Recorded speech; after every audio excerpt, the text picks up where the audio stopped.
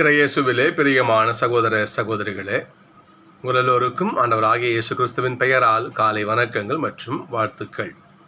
நான் உங்கள் அகஸ்டின் வேதியன். இன்று அக்டோபர் மாதம் 8ஆம் தேதி 2024ஆம் ஆண்டு. ஆண்டவரின் மடியில் 5 நிமிடங்கள். வாழ்க்கையில் சாய்ஸ் வேணும்னு சொல்லுவாங்க. ஒரு சாய்ஸ் இருக்கணும். ஒரே ஒன்று கொடுத்து அப்படியே பயணம் பண்ணால் அது கொஞ்சம் போர் அடிச்சுக்கணும், கஷ்டமாக இருக்கும். அது சாய்ஸ் இருந்தால் இதுவா இது தேர்ந்தெடுத்துக்கோ இப்படி சொல்லுகிற பொழுது மனுஷனுக்கு ஒரு ரிலாக்ஸ். சரி, நம்முடைய விருப்பப்படி அவர் நடப்பதற்கு ஒரு ஒரு ஒரு வாய்ப்பாக இருக்கும். அது அதனால் சாய்ஸ் கொடுக்குதுன்னு சொல்லுவார். எல்லாத்துலேயும் சாய்ஸ் உண்டு. இன்னைக்கு சாய்ஸ் இல்லாத எனக்கு உலகமே கிடையாது. இன்னைக்கு எல்லாத்துலேயும் சாய்ஸ் உண்டு. ஒன்றே சாய்ஸ் நம்ம பார்க்க முடியாது. ஒன்று பிறப்பு. பெற்றவங்களோட சாய்ஸ் பார்க்க முடியாது. என்னை பெற்றவங்க இவங்க தான், இதுக்கு சாய்ஸ் பார்க்கவே முடியாது. பெற்றோரை தவிர, தாய் தந்தையை தவிர இன்றைக்கி உலகத்தில் எல்லாம் சாய்ஸ். இன்னைக்கு என்ன வேணும்? சாப்பிட்ற பொருள்லேருந்து, உடுத்துகிற துணிலேருந்து, அலங்கார பொருள்லேருந்து, சமைக்கிறதுலேருந்து என்ன வேணும்? உப்பு புளி மிளகா உனக்கு என்ன வேணும்? அனைத்தும் போங்க.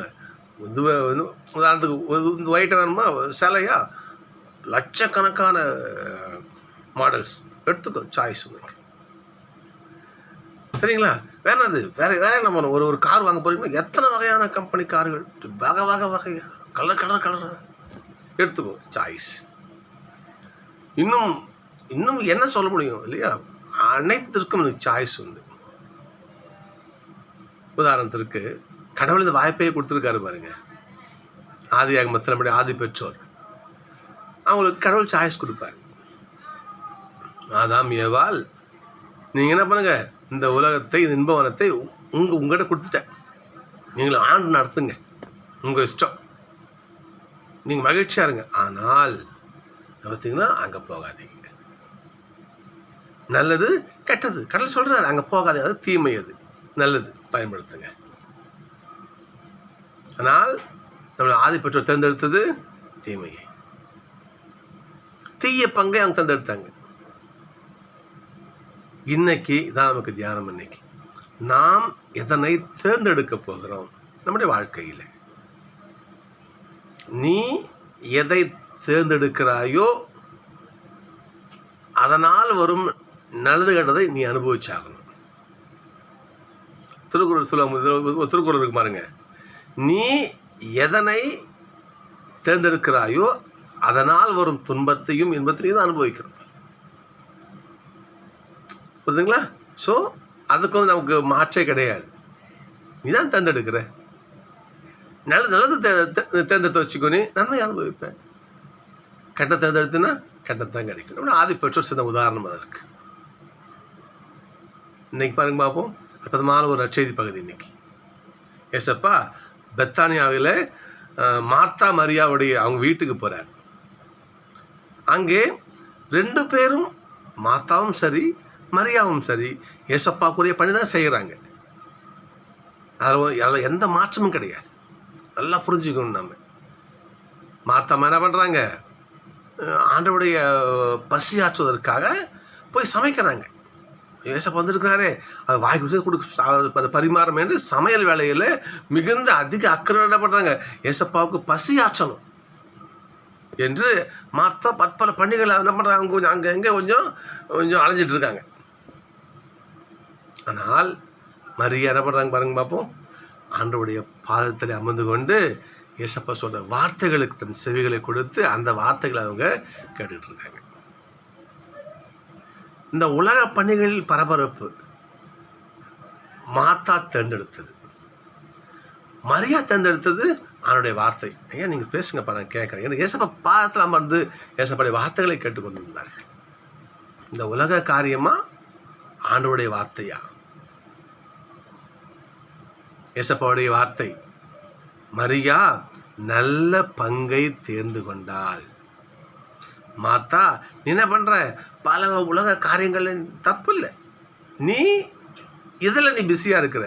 ஆனால் மரியா நல்ல பங்கை தேர்ந்துக்கிட்டான். 2 பேரும் ஒரு பங்கை சூஸ் பண்ணீங்க. ஆனால் மரியாளுடைய நிலை நல்ல பங்கு. நல்ல பங்கு எது? ஆணுடைய திருவடி. நல்ல பங்கு எது? ஆணுடைய வார்த்தையை கேட்கிறது. நல்ல பங்கு எது? ஆணுடைய வார்த்தைக்கு கீழ்ப்படிந்து அது வாழ்ந்து வாழறது நல்ல பங்கு. இப்படி பவுல் என்கின்ற ஒருவர், சவுல் வச்சுக்கலாம், சவுல் என்கின்ற ஒருவர் நல்ல பங்கை தேர்ந்து கொண்டதால் அவர் எப்படி மாறினார்னு சொல்லிட்டு இன்னைக்கு முதல் வாசகம் சொல்லுகிறது. இன்னைக்கு பாருங்க பாப்பா, இன்னைக்கு முதல் வாசகம் பாருங்க பார்ப்போம். பவுலே சொல்றாரு பாருங்க பார்ப்போம். நான், அதாவது அவருடைய மனமாற்றத்திற்கு பிறகு நான் சிரியா சிலிசிய பகுதிகளுக்கு போனேன் இல்லையா, யூதேய சபைகள்லாம் போனேன். ஆனால் என்னை யாரும் தெரிஞ்சுக்கல. அவங்க நான் தெரிஞ்சுக்கிட்ட பிறகு ஒரு காலத்தில் தங்களை துன்புறுத்தியவன், நம்மை ஒழிக்க வந்தவன் இன்றைக்கு எவ்வளோ விசுவாசத்தோடு நற்செய்தி அறிவிக்கிறானே என்று என்னை பார்த்து அவங்க கேட்டாங்க. பவுல் நல்ல பங்கை தேர்ந்து கொண்டதால் அவருடைய தீய வாழ்க்கை அனைத்தையும் அழித்து விட்டு கடவுள் நன்மையை அவருக்கு பரிசாக கொடுத்தார். சொல்ல பாருங்க, அதற்காக நான் கடவுளுக்கு போற்றி அதோட புகழாரு பாருங்க பாப்போம். நல்ல பங்கை பவுல் தேர்ந்து கொண்டார். உதாரணத்துக்கு இப்படி வச்சுக்கோமே, திருத்துதர் பண்ணி 9வது வாசிக்கலாம் நம்ம பவுலுடைய அழைப்பு, சவுலுடைய அழைப்புக்கு பிறகு சரி ஓகே அப்படின்னு சொல்லிட்டு அவர் போயிருக்கலாமே, மனம் மாறிட்டு போயிருக்கலாமே. இல்லையே, மனம் மாறிய பிறகு பிற இன மக்களுக்கான திருத்துதராக தெருவா சுத்துறாரு பாருங்க, தெருவா சுத்துறாரு. நற்செய்தி அறிவிக்க ஐயோ கேடு, நற்செய்தி அறிவிக்க ஐயோ கேடு. நற்செய்தி பண்ணி ஒவ்வொரு தலைமுறை சம்பந்தப்பட்ட கடமைன்னு சொல்றாரு பாருங்க. வாய்ப்பு கிடைத்தாலும் கிடைக்காவிட்டாலும் அவனுடைய வார்த்தையை அறிவின்னு சொல்றார். நெடிய பயணத்தில் ஓடினேன், விசுவாசத்தை காத்துக்கொண்டேன், வெற்றி பரிசனை காத்திருக்குன்னு போல் சொல்றார். அவர் நல்ல பங்கை தேர்ந்து கொண்டார். அதாவது ஒரு பங்கு அவங்க சொல்லுங்க பார்ப்போம், அவனுடைய வார்த்தையை அறிவிப்பார். மரியாம் என்ன பண்ணாங்க? ஏசப்பட வார்த்தையை அவங்க பார்த்து வந்து கேட்டாங்க. பவுலோ அவனுடைய வார்த்தை சிறப்பாக புறவின மக்களுக்கு, இயேசுவை அறியாத மக்களுக்கு இயேசுவை அறிவிக்கணும். இயேசுவை அன்பை அங்கே போய் சொல்லணும். அந்த மக்களை இயேசப்பட கூப்பிட்டு வரணும். உங்கள் ஞாபகம் வச்சுக்கோங்க, இன்றைக்கு அக்டோபர் மாதம் 8ஆம் தேதி 2024, இன்றைக்கு அகில உலகமெங்கும் கிறிஸ்தவம் பரவி இருக்குன்னு சொன்னால் அதற்கு மிக அதிமுக்கிய காரணம் கர்த்தாவில் ஒரு நபர் பவுல் சொல்ல மிகையாகாது. எல்லா ஊர்களுக்கும் ஆண்டவரை அறிவிக்கணும். அவர் எந்த அளவுக்குன்னா, அவர் நாடு கடத்தி ரோமை கூப்பிட்டு போகிறாங்க. பவுல் அடிக்கிறாரு. இவரை பண்ண மகிழ்ச்சி இருக்கு. ரோமுக்கு போய் ஆண்டவரை அறிவிக்க போகிறேன், மகிழ்ச்சியாக போகிறார். நான் ரொம்ப ஆண்டவரை அறிவிக்க போகிறேன். இவர் போகிற வழியில் இவர் போன கப்பல் உடஞ்சி போச்சு, ஒரு புயலை மாட்டி உடஞ்சி போச்சு, கப்பல் சிதைவு. இவரை பண்ணுறாங்க, எப்படியோ பலகை பிடிச்சி என்னமோ கஷ்டப்பட்டு பக்கத்தில் ஒரு தீவில் போய் கரையேறுறாங்க. அங்கே இருக்க காட்டுவாசிகள், தீவு மக்கள் என்ன பண்ணுறாங்க? குளிர் காஞ்சிக்கிட்டு இருக்காங்க. இவரும் கூட குளிர் காயிறாரு.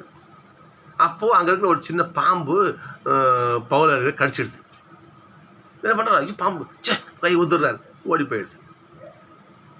பாம்பு கடித்தும் இந்த மனுஷனுக்கு ஒன்றுமே ஆகலை என்று அந்த அந்த தீவுவாசிகள் இவரை கடவுள்னு போட்டுறாங்க. வாய்ப்பு கிடச்சிருச்சு, உட்காரு, நான் கடவுள் அல்ல, ஏசப்பதாங்க. அங்கே நற்செய்தி பண்ணி ஏன் சொல்கிறேன்னா, அவர் உயிர் மூச்சு நற்செய்தி பண்ணி என்றால் அவர் தரும் நல்ல பங்கு நற்செய்தி பண்ணி, ஆண்டவருக்குரிய வார்த்தை மக்களுக்கு அறிவிக்கின்ற பணி. நினச்சி பாருங்க. நான் சொன்னாலே எனக்கு வெற்றி வாகை காத்திருக்குது. நெடிய பயணத்தில் ஓடினேன், என் ஓட்டத்தை முடிச்சுக்கிட்டேன், விசுவாசத்தை காத்துக்கொண்டேன், வெற்றி பரிசு எனக்கு காத்துக்கிட்டு இருக்குதுன்னு பவுல் சொல்றார். சகோதரர்களே, மரியாம் என்ன பண்ணாங்க?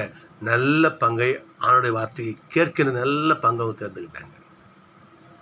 தூய பவுல் கிறிஸ்தவத்தை ஒழிக்கணும், ஒரு கிறிஸ்தவம் கூட உசுவோட இருக்கக்கூடாது, அடித்து சித்திரத்தை பண்ண என்ன பண்ணுறவர் லெட்டர் வாங்கி தமஸ்குக்கு போகிறார். அப்படிப்பட்ட ஒரு கொடுங்கோலன் இந்த உலகமெல்லாம் ஆண்டவருக்கு நட்சத்திர அறிவிக்கிறார். அந்த பங்கை தேர்ந்து கொண்டாருன்னா அவர் எப்படிப்பட்ட அந்த பங்கு பார்ப்போம். சகோதரர்களே, நாம் எந்த பங்கை தெரிந்து கொள்ள போகிறோம் சிந்திச்சு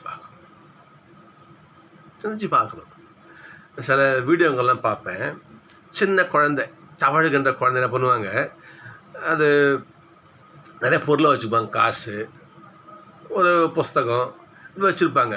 அந்த பிள்ளைய அங்கே விட்டுருவாங்க. அது என்ன பண்ணுவோம், வயதில் தவழ்ந்து வரும். அது வந்து என்ன பண்ணுவாங்க, காசு பணத்தெல்லாம் தொடாமல் புத்தகத்தை தொடும். அப்போ பெற்றோர் மகிழ்ச்சி, ஐயோ என் பிள்ளை தேர்ந்தெடுப்பது என் ஒரு கல்வி அறிவு. சில பிள்ளைங்க சாமி படத்தை போய் எடுக்கும், போயிட்டு ஐயோ கடவுள் பக்தி. நல்லதை நாம் தேர்ந்தெடுத்தால் நமது தந்தையாகிய இயேசுவுக்கு மகிழ்ச்சி. புரியுதுங்களா? நாம் நல்ல பங்கை தேர்ந்து கொண்டால் நம்முடைய ஆவியானவருக்கு மகிழ்ச்சி, நம்முடைய தூய ஆவியானவருக்கு மகிழ்ச்சி. என் பிள்ளை, என்னுடைய மகன், என்னுடைய மகள் நல்ல பங்கை தேர்ந்து கொண்டார். மரியாவை போல, தூய பவுலடிகளாரை போல நல்ல பங்கை தேர்ந்து கொண்டால் ஆண்டவருக்கு மகிழ்ச்சி. அது நம்ம என்ன பண்ணுவோம், அதுக்காக ஜெபிப்போமா? நம்ம இன்னைக்கு திருப்பாடல் பாருங்கள், ஜெபம் தான் திருப்பாடல். இன்னைக்கு பாருங்க பார்ப்போம். இறைவா, என்றும் உள்ள உமது வழியில் என்னை வழி நடத்துங்க ஆண்டவரே. நான் என்ன பண்ணும், நல்ல பங்கை தேர்ந்துக்கணும், கெட்ட பங்கு பக்கம் போயிடவே கூடாது. அப்படி போனால் நம்ம என்ன பண்ணணும், கடவுளுக்கு ஒளிஞ்சி வாழணும், நம்முடைய ஆதி பெற்றோர் ஆதாமேவாலை போல. யார் சொல்கிறாரு இல்லையா, ஆதாமியாவால் அங்கே போகாதீங்க, அந்த பழத்தை சாப்பிடாதீங்க, அது கெட்ட பங்கு, அது தீமையான பங்கு சொல்கிறாரு, அங்கே போகாத இல்லையா. நல்ல இவ்வளோ நல்லது பயன்படுத்தி நல்ல பங்கை ஆண்டவர் நம்ம மக்கள் தன்னுடைய பிள்ளைகளுக்கு காட்டுறாரு. ஆனால் மக்கள், அது மனுஷனுடைய பண்பு. அது எதை செய்யாதுன்னு சொல்கிறோமோ அதான் முக்கிய செய்வான். ஃபார் எக்ஸாம்பிள் வச்சுக்கோமே, நம்ம சினிமா தேட்டருக்கு போகிறோம் இல்லையா, அப்போது எச்சில் துப்புவோம். அப்போது ஒரு குப்பை தொட்டி வச்சுருப்பாங்க, அதை மண்ணு கொட்டி வச்சுருப்பாங்க. அங்கே இங்கே எச்சிலே துப்பவுன்னு சொல்லுவாங்க, அங்கே துப்ப மாட்டான். எதை செய்யணும் அங்கே செய்ய மாட்டான், அங்கே செவுத்துல பிடிச்சுன்னு துப்பிட்டு வருவான். அப்படியே மேப் வரைவான், அப்படி செய்யும். எதை செய்யும் செய்ய மாட்டான், செய்யாதன்னு சொல்லுவோம். அதை என்ன பண்ணுவான், மாஞ்சி செய்வான். எப்படி, உதாரணத்துக்கு ஒரு தேர்டு படம் வச்சுங்களேன், ஒரு இடத்துல இங்கே குப்பையை கொட்டாதீர்கள், அசுத்தம் செய்யாதீர்கள் இருக்கும். அந்த எழுத்து மேலே தான் குப்பை தோட்டி அப்படியே விசிட்டு அடிச்சுட்டு வருவோம். அப்படி உண்மையாக இல்லை, போய் சொல்கிறேன் மெய் சொல்கிறேன், யோசிச்சு பாருங்க நீங்கள். இப்படித்தான் நம்ம ஆதி பெற்றோர். அதே ஆண்டவர் அங்கே போய் அந்த மற்ற படத்தை சாப்பிடணும்னு சொன்னார். அவன் ஏதோ இருக்குது போகிறான், சாத்தான் ஏமாற்றி தீமைக்கு தூண்டிடுறான். தீமை செஞ்சுட்டாங்களா, ஆண்டவர் வார்த்தை மீறிட்டாங்களா, ஆண்டவர் கீழ்ப்படியிலையா, என்ன பண்ணாங்க, அவங்க ஓடி ஒளிந்தார்கள். என்றால் நீர் தேர்ந்து கொண்ட பங்கு கெட்ட பங்கு, தீய பங்கு, ஆண்டவருக்கு விரோதமான பங்கு. நீ அதை போய் தொட்டுட்ட, ஒளிஞ்சுக்கிறாங்க. ஆண்டவர் கேட்கிறாரு, ஆதாம் நீ எங்க இருக்கிற அந்த வார்த்தைக்கு என்ன ஆழம் பொருள் தெரியுங்களா? இந்த ஒரு வார்த்தையை வச்சு நாங்கள் நாங்கள் மெடிடேஷன் கொடுப்போம், நாங்கள் வந்து தியானம் பண்ணுவோம். நாங்கள் ஒரு வார்த்தையை வச்சு, ஆதாம் நீ எங்கே இருக்கிறாய், இது எங்கே இருக்கிறங்கிற வார்த்தைக்குது. அப்படிப்பட்ட வார்த்தை சொல்லுங்க. அப்போ ஆதாம் நீ எங்கே இருக்கிற, நான் உன்னை இல்லையா பழி பாவம் இல்லாமல் சுத்தமாக என்னுடைய நிலையா தூய பிள்ளையாக, பாவமற்ற பிள்ளையாக நான் அவனை படைச்சி வச்சிருந்தேனே, நீ அந்த நிலையிலேயே இருக்கிறியா, இல்லை என் வார்த்தைக்கு கீழ்ப்படியாமல் பாவ வழிக்கு போயிட்டு பாவத்தில் உட்கார்ந்து இருக்கிறியா நீ? ஆதாம் நீ எங்க இருக்கிற? ஒழிச்சுக்கிட்ட பாருங்க பார்ப்போம். ஆண்டவரே, நான் நிர்வாணமா இருக்கிறத உணர்ந்த ஒழிஞ்சுக்கிட்டு இருக்கிறேன். ஏனென்றால் ஆதாம் ஏவாள் தேர்ந்தெடுத்தது கெட்ட பங்கு. முக்கிய பங்கு. சகோதரர்களே, சிந்திச்சு பார்க்கணும். நாம் எந்த பக்கம் தேர்ந்தெடுக்க போகிறோம்? நாம் நல்லா ஞாபகம் வச்சுக்கணும். திருக்குறள் இது, நீ எதனை தேர்ந்தெடுக்கிறாயோ அதன் பயன் நீ அனுபவிச்சா. அவனை பண்ணும் அவனோட ஜெயிப்பு. நம்ம ஏசப்பா, தூய ஆவியான இறைவா, யாவே ஆண்டவரே, நாங்கள் நல்ல பங்கு தேர்ந்தெடுக்க இங்கே வழி காட்டுங்க. திருப்பாடல் பாருங்க பார்ப்போம். என்றும் உள்ள வழியில் என்னென்ன பண்ணுங்க, வழி நடத்தி அருளும் ஆண்டவரே. ஆண்டவரே, நீர் என்னை ஆய்ந்து அறிந்திருக்கின்றேன். நான் உட்கார்றது எந்திரது உங்களுக்கு தெரியும் இல்லையா? அதாவது நான் நடப்புறதையும் படுக்கிறது அனைத்தையும் நீங்கள் அறிவீங்க. பார்ப்போம். நான் என் தாய் வயிற்றில் உருவான பார்த்தீங்கன்னா, அப்புறம் என்னை பார்த்துட்டு இருக்கீங்க. நீங்கள் என் உள் உறுப்புகளை உண்டாக்கியவர் நீர். நீரை என் தாயின் கருவில் எனக்கு உரு தந்தவரும் நீ தான். என் தாய் வயிற்றில் கருவா ஒரு மயிரை நான் உருவாகும் போது நீங்க தான் அந்த உருவை கொடுத்தீங்க. நீங்கள் நான் உயிருக்கு உருவானதே உங்களால் தான். அப்படிப்பட்ட இறைவா, நீங்கள் என்ன பண்ணுங்க, எங்களை என்றும் உள்ள உமது பாதையில வழி நடத்துங்க. ஜெயிப்போம், ஆண்டோட ஜெயிப்போம். நம்ம ஆண்டவரே, என்ன பண்ணுங்க, கெட்ட பாதையில கொண்டு போகாதீங்க. கெட்ட பங்கு பக்கங்களை கொண்டு போகாதீங்க. நல்ல பங்கு பக்கம் கொண்டு போங்க. மரியாவை போல, யோவானை போல, பவுலை போல நாங்கள் நல்ல பங்கு தெரிந்து கொள்ள வரணும். ஜெயிப்போம். நாம நிச்சயமாக கடவுள் நமக்கு வரமளிப்பார். என் மகனே, என் மகளே, என்ன பண்ணாதீங்க, நீங்கள் நல்ல கெட்ட பாதையில் போகாதீங்க. நல்ல பாதை கடவுள் நம்ம கரம் பிடித்து கூப்பிட்டு போவார். எனவே நாம் திருப்பால் ஜெபிக்கிற மாதிரி நாம் ஜெபிப்போம். இறைவா, என்றும் உள்ள நம்முடைய தூய வழியிலே எங்களை இட்டு செல்லும். ஜெபிப்போம். நன்றி. நாள் சந்திப்போம்.